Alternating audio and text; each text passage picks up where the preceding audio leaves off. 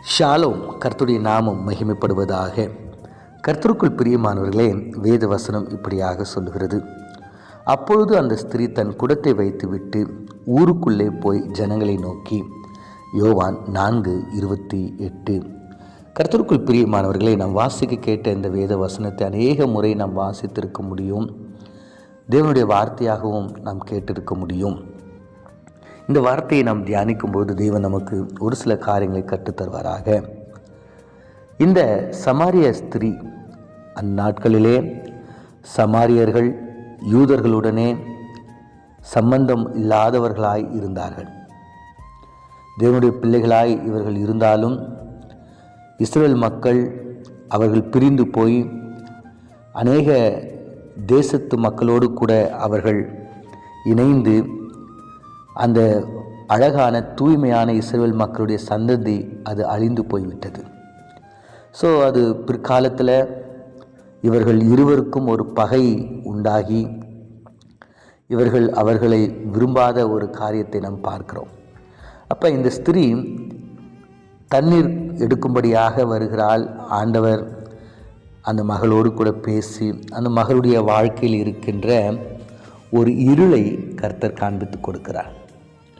அந்த மகள் எப்படியாக சமுதாயத்தினால் புறக்கணிக்கப்பட்டிருக்கிறாள்.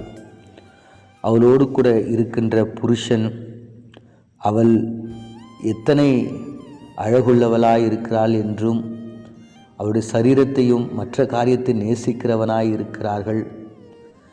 அவளை உண்மையாக யாரும் நேசிக்காத ஒரு நிலையில் அவள் இருக்கிறாள்.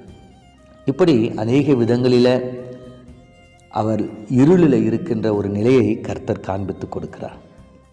அப்பொழுது அந்த மகளுடைய வாழ்க்கையில் ஒரு பெரிய ஒரு வெளிச்சத்தை அந்த மகள் சந்திக்கிறார்.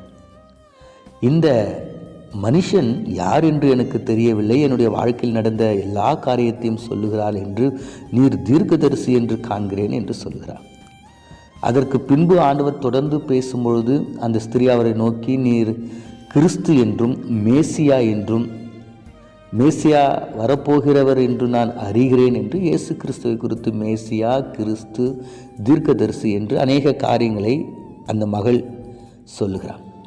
இவைகள் எல்லாம் சொல்லி ஆண்டவரிடம் பேசிட்ட பிறகு அந்த மகள் அந்த ஒளியை பெற்றுக்கொண்டு அந்த வெளிச்சத்திற்கு வந்த அந்த அனுபவத்தை அந்த மகள் பெற்றுக்கொண்டு தன் குடத்தை வைத்துவிட்டு ஊருக்குள்ளே போய் ஜனங்களை நோக்கி, நான் செய்த எல்லாவற்றையும் ஒரு மனுஷன் எனக்கு சொன்னார், அவரை வந்து பாருங்கள், அவர் கிறிஸ்து தானோ என்கிறார்.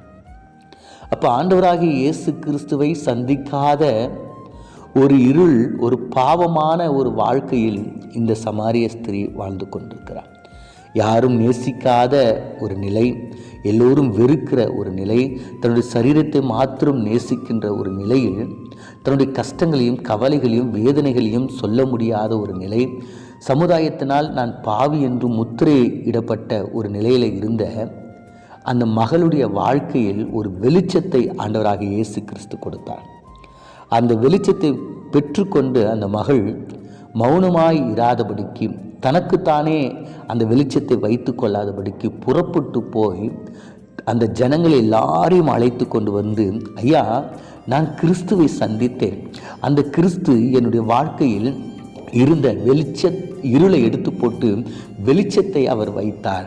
என்னுடைய வாழ்க்கையில் இருந்த சாபத்தை எடுத்து அவர் ஆசீர்வாதமாக மாற்றினார்.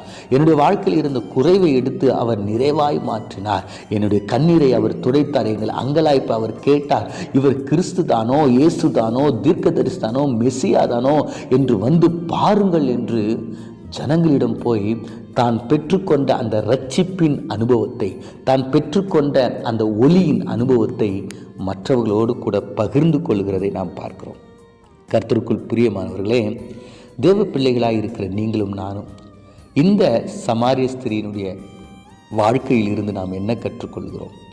ஆண்டவரை சொந்த இரட்சகராய் எப்படியோ எங்கேயோ யார் மூலமோ ஏற்றுக்கொண்ட நீங்கள் அந்த இரட்சிப்பின் அனுபவத்தையும் அந்த ஒளியின் அனுபவத்தையும் அந்த ஆசீர்வாதத்தையும் உங்களுக்குள்ளாக நீங்கள் வைத்து கொண்டிருக்கிறீங்களா? ஒருவேளை உங்களோட குடும்பத்திற்குள்ளாக நீங்கள் வைத்து கொண்டிருக்கிறீங்களா? சிந்தித்து பாருங்கள். நீங்கள் அந்த ஒளியை உங்களுக்குள்ளாக அல்ல, உங்களை சுற்றி இருக்கிறவர்களுக்கு பிரகாசிக்க செய்யுங்கள். ஆண்டவராக இயேசு கிறிஸ்துவை குறித்து மற்றவருக்கு சொல்லுங்கள். ஆண்டவராக இயேசு கிறிஸ்துவை குறித்து, அவருடைய அந்த ஒளியின் அனுபவத்தை குறித்து, இரட்சிப்பின் அனுபவத்தை குறித்து மற்றவர்களோடு கூட பகிர்ந்து கொண்டு அநேகரை தேவனுடைய பரலோக ராஜ்யத்தின் பக்கமாய் திருப்புங்கள். அப்பொழுது நீங்கள் பெற்றுக்கொண்ட அந்த ஒளியினுடைய ஆசீர்வாதம் நிறைவாயிருக்கும். இந்த மகளைப் போல ஆண்டவராகிய இயேசு கிறிஸ்துவை குறித்து, அவர் நம்முடைய வாழ்க்கையில் செய்கின்ற சிறிய பெரிய அற்புதம், அடையாளங்கள், இரக்கம், மன்னிப்பு, இப்படிப்பட்ட எல்லா காரியங்களை குறித்தும் நாம் மற்றவர்களோடு கூட பகிர்ந்து கொண்டு, ஆண்டவருடைய சுவிசேஷத்தை நாம் மற்றவர்களுக்கு பகிர்ந்து கொண்டு, தேவனுடைய சமூகத்துக்கு நேராக அநேகரை நாம் கொண்டு வருவோம். கண்களை மூடி நாம் ஜெபிப்போம்.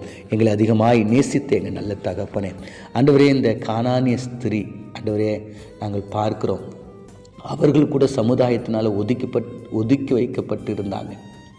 ஆனாலும் அந்த மகள் உம்முடைய சமூகத்தில் அழுது ஜெபித்து தன்னுடைய மகளுக்கு ஆசீர்வாதத்தை வாங்கினாங்க. ஆண்டவரே, இங்கே நாங்கள் பார்க்குறோம், இந்த சமாரிய ஸ்திரியை குறித்து நாங்கள் பார்க்குறோம். இவங்களும் ஆண்டவரே சமுதாயத்தினால் ஒதுக்கி வைக்கப்பட்டு ஆண்டவர் வெறுக்கப்பட்ட நிலையில் உம்முடைய சமூகத்துக்கு நேராய் வரும்போது அவர்கள் பெற்றுக்கொண்ட வெளிச்சத்தை ஆண்டவர் அநேகருக்கு சொன்னாங்க. அப்பா, அதே போல் நாங்களும் ஆண்டவரே, நாங்கள் எந்த நிலையில் இருந்தோம், எந்த நிலையில் உம்முடைய அன்பை பெற்றுக்கொண்டோம், அதை மற்றவர்களுக்கு அறிவிக்க நீர் எங்களுக்கு உதவி செய்யும்படியா இயேசுவின் மூலம் ஜெபிக்கிறோம் நல்ல பிதாவே. ஆமென்.